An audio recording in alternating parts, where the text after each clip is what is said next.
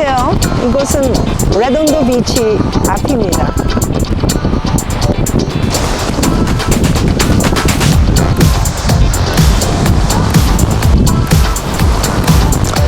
오늘도 레돈도 비치에서 멋진 영상으로 이야기를 시작해 보도록 하겠습니다.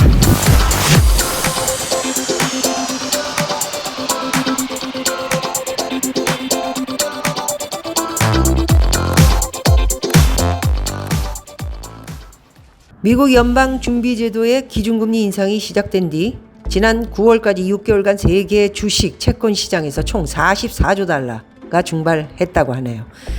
일본의 경제지 니혼 게이자이 신문은 시장 위축으로 자금 조달이 곤란해지면서 채무 문제를 촉발할 위험까지 놓였다고 합니다.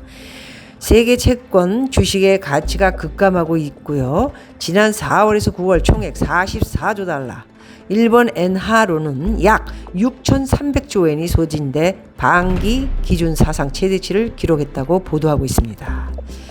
자, 연준은 높은 인플레이션을 억제하기 위해서 11월 테이퍼링 자산 매입 축소를 시작으로 연준의 기준금리 인상은 지난 3월 올해 2022년 3월부터 올리기 시작했죠. 0.25로 시작했고요.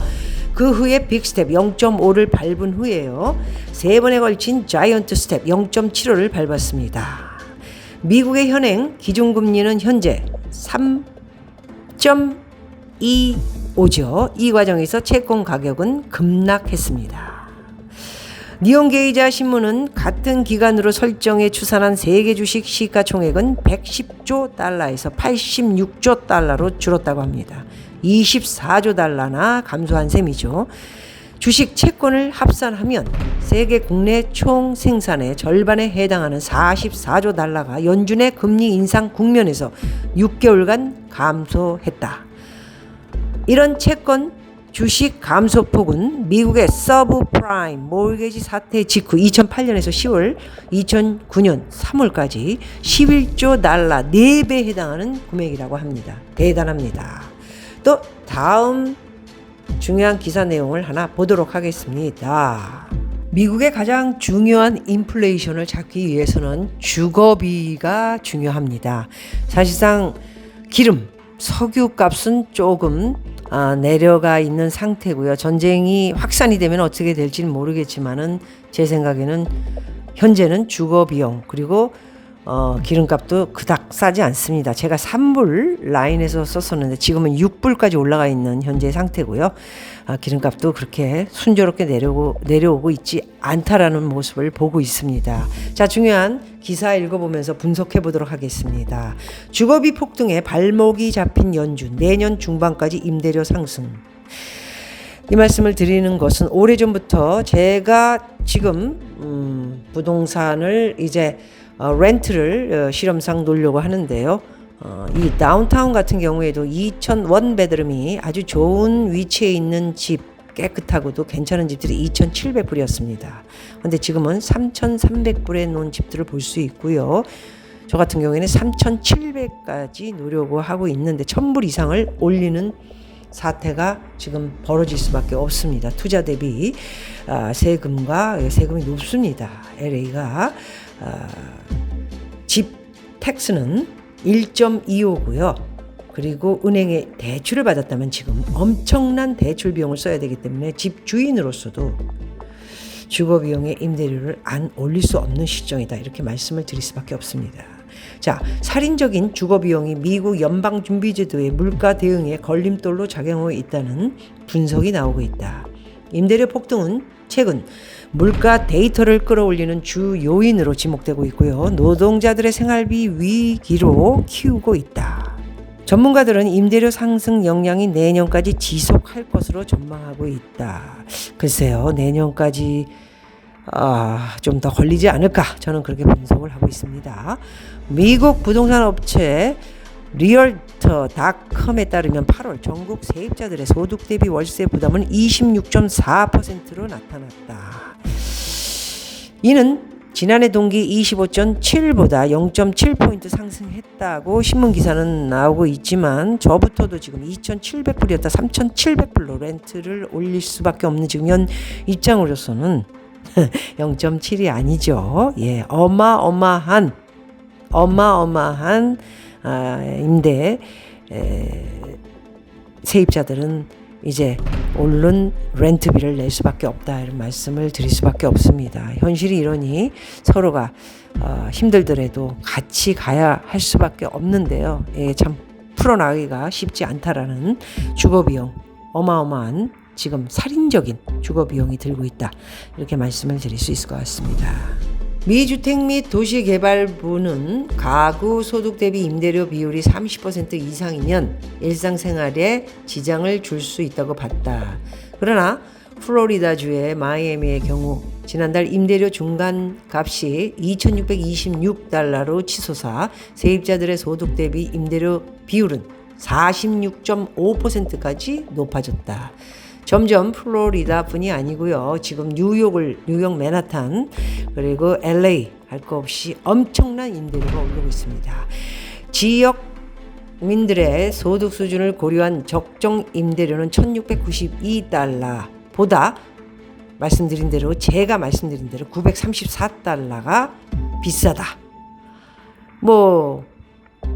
집을 대출받아서 샀을 경우에 이자가 지금 금리가 6에서 7, 8, 9 계속 뛰고 있기 때문에 어쩔 수 없다 이렇게 보고 있습니다. 캘리포니아 로스앤젤레스 지역도 임대료 중간값이 2,946달러로 적정 임대료는 2,170달러보다 776달러가 높았다. 지금 현재 약 776 또는 1,000불까지 좋은 집들은 임대료가 더 올랐죠. 예, 아주 살만한 집들, 부대 시설이 완벽하게 돼 있는 이런 집들은 전기료도 올랐고요. 인터넷 비용을 비롯해 관리비도 올랐기 때문에 어쩔 수 없습니다. 임대료가 함께 올라갈 수밖에 없는 거예요. 집 가지고 있는 사람도 부도 납니다. 자, 가구 소득 증가분보다 월세 증가분이 더 컸기 때문이라고 하는데요. 코로나19 팬데믹을 회복하는 동안 미국에서는 노동력 부족으로 임금도 높아졌지만 그보다 월세가 더 빠르게 증가해 세입자 가구의 구매력을 떨어뜨리고 있다. 임대료 상승은 물가 데이터에도 압박이 되고 있는데요.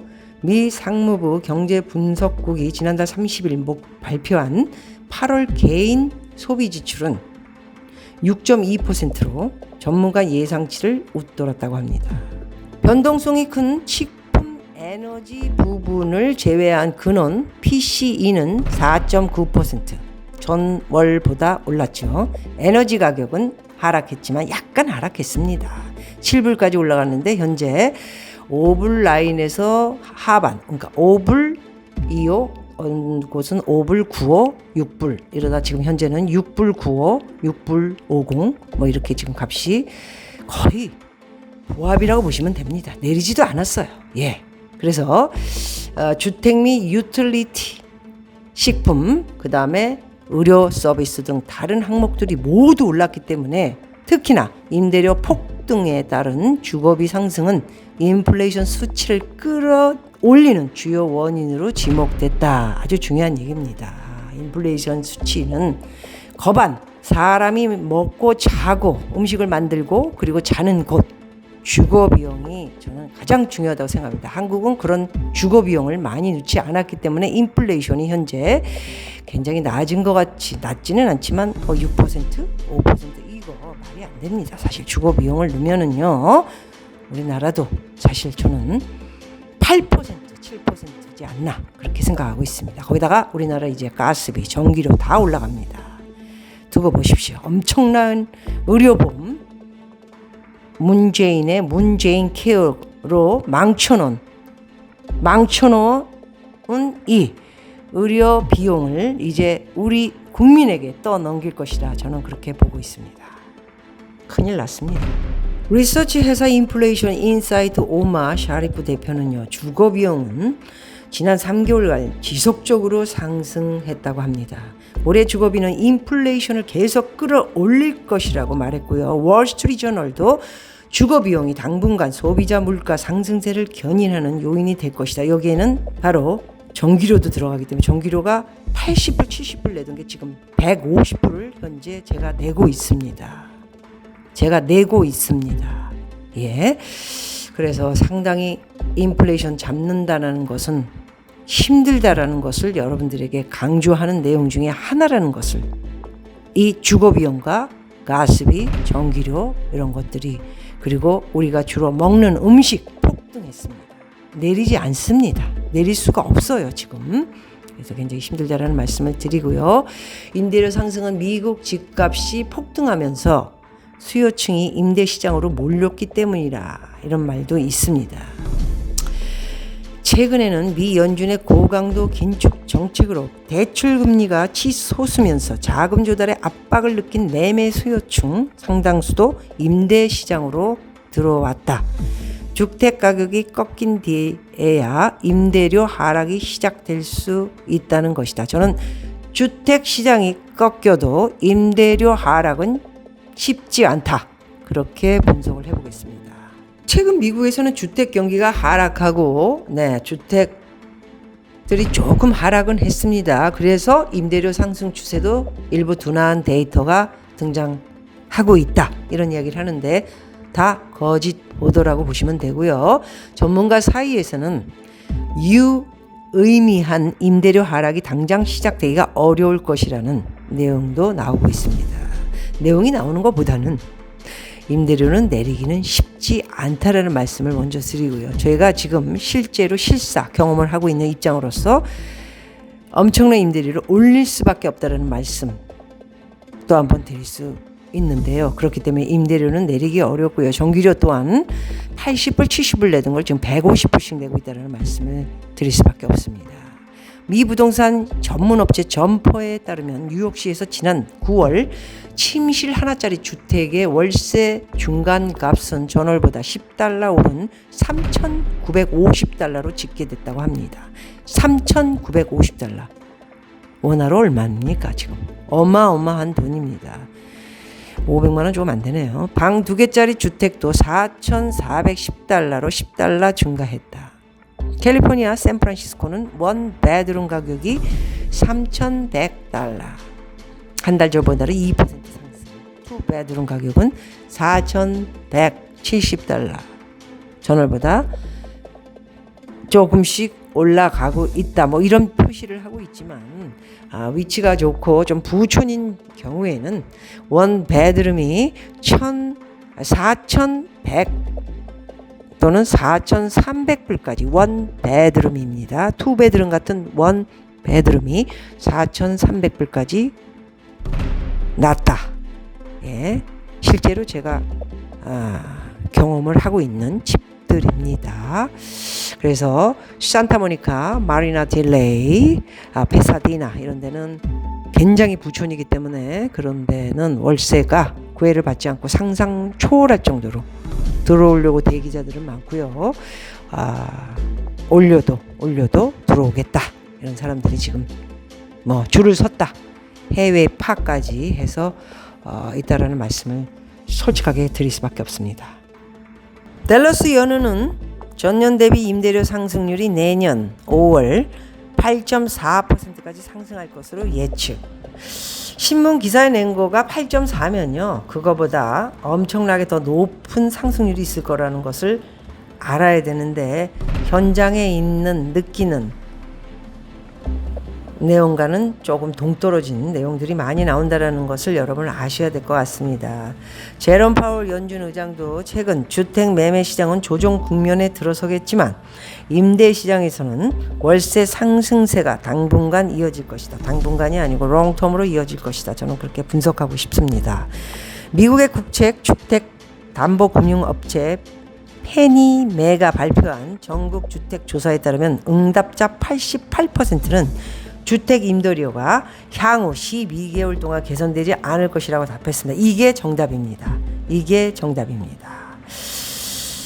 자, 이코노미스트 데니얼 헤일은 만성적인 주택 부족 상태에서 많은 주택 구매 수요층이 임대시장에 머물게 되면서 수요를 악화시키고 있다.